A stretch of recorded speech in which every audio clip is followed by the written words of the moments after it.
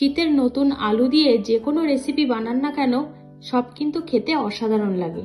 মাঝে মাঝে যদি চেনা জানা রেসিপির বাইরে গিয়েও একটু নতুন কিছু বানানো যায় তবে কিন্তু মন্দ হয় না, বলুন? ঠিক তেমনই এই নতুন আলুর একটা নতুন রেসিপির সাথে আজ আমি আপনাদের পরিচয় করাবো। নমস্কার বন্ধুরা, ভাই বোনের হেসেল ঘরে সবাইকে স্বাগত। আজ আমি খুব সহজেই কম সময়ে দুর্দান্ত স্বাদের রেসিপি আপনাদের সাথে শেয়ার করব। আজ বানাবো আলুর মালাই দম। ভিডিওটিকেও স্কিপ করবেন না, পুরো ভিডিওটি দেখার জন্য অনুরোধ রইল। আলুর মালাই দম বানানোর জন্য আমি এখানে 4টে বড় বড় সাইজের আলু সিদ্ধ করে খোসা ছাড়িয়ে নিয়েছি। এবার আমি এই আলুগুলোকে পিস করে নেব। বেশ একটু বড় বড় সাইজ করে কাটতে হবে।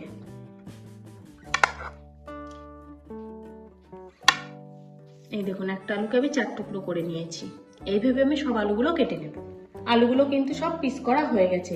এবার আমি এই রেসিপিটায় আর যে উপকরণগুলো লাগছে সেগুলো হলো, এখানে আমি 4টে টমেটো নিয়েছি, 4টে কাঁচা লঙ্কা, 1 ইঞ্চি আদা আর কিছুটা ধনেপাতা। এগুলো সব আমি এবার কেটে নেব। খুব সহজে এবং কম উপকরণ দিয়েই এই রেসিপিটা বানানো হয়। খুব সুন্দর লাগে খেতে এবং খুব তাড়াতাড়িও হয়ে যায় রান্নাটা। হাতে যখন সময় কম থাকবে তখন এই রেসিপিটা অবশ্যই ট্রাই করবেন। সত্যিই বলছি, দারুণ লাগে। এই রেসিপিটায় টমেটোর পরিমাণটা একটু বেশি লাগবে। টমেটোগুলো সব কাটা হয়ে গেছে, এখন আমি একটা প্লেটে তুলে নেবো এগুলো। এবার লঙ্কাগুলোকে চিড়ে নেব। পাতাগুলো ভালো করে একটু মিহি করে কুচিয়ে নিয়েছি। সব উপকরণগুলো আমার কাটা হয়ে গেছে। এবার আমি রান্নাটা শুরু করব। গ্যাসে আমি আগে কড়াই বসিয়ে দিয়েছি। এখন আমি কড়াইয়ের মধ্যে দিয়ে দিলাম 4 চামচ মতো সর্ষের তেল।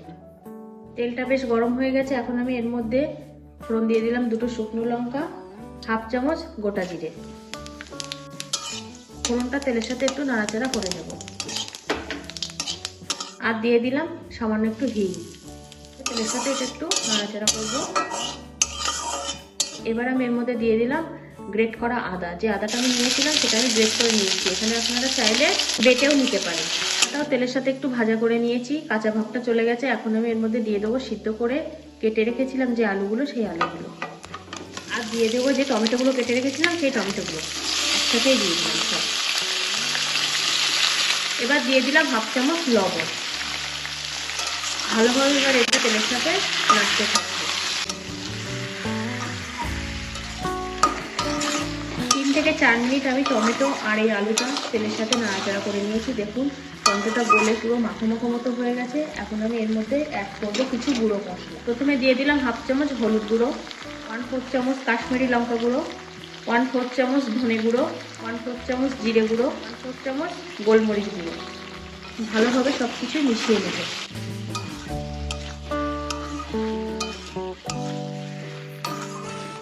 সব মশলায় ভালোভাবে তেলে কষানো হয়ে গেছে। এখন আমি এর মধ্যে দিয়ে দেবো 1 কাপ মতো জল। যেহেতু আমি আলুটাকে 70% সিদ্ধ করে নিয়েছি, সেই জন্য আমি খুব সামান্য জল দেব। ভালোভাবে এবার ঝোলের সাথে মিশিয়ে নেব। এখানে আমি কিন্তু বড় একটা কাপের 1 কাপ জল দিয়েছি। এবার আমি দিয়ে দেবো এই ঝোলের পরিমাণে লবণ। 1/2 চামচ লবণ দিয়ে দিলাম, 1/4 চামচ হলুদ গুঁড়ো। ভালোভাবে এবার মিশিয়ে নেব। আর দিয়ে দেবো 4টে কাঁচা লঙ্কা চেরা। এবার আমি এটা 5 মিনিটের জন্য ঢাকা দিয়ে দিলাম।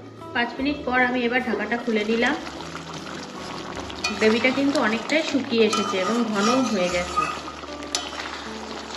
এখন আমি এর মধ্যে দিয়ে দেব 1.5 চামচ ফ্রেশ ক্রিম। ফ্রেশ ক্রিম না থাকলে আপনারা দুধের শরবাটাও দিতে পারেন। এবার এটা ভালোভাবে মিশিয়ে নেব।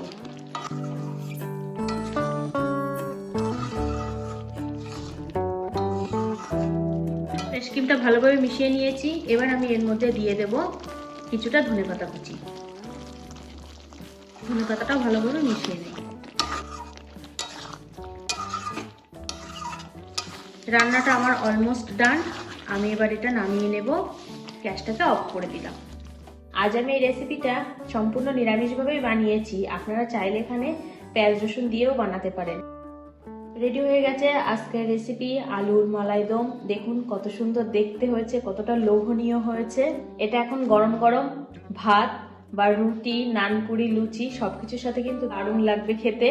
আপনারাও বাড়িতে এইভাবে ট্রাই করবেন অবশ্যই এবং আমাকে কমেন্ট করে জানাবেন কিন্তু কেমন হয়েছে। আজ তাহলে এই পর্যন্ত, দেখা হচ্ছে আবার পরের কোনো নতুন রেসিপিতে। ততদিনে ভালো থাকবেন, সুস্থ থাকবেন, সাবধানে থাকবেন।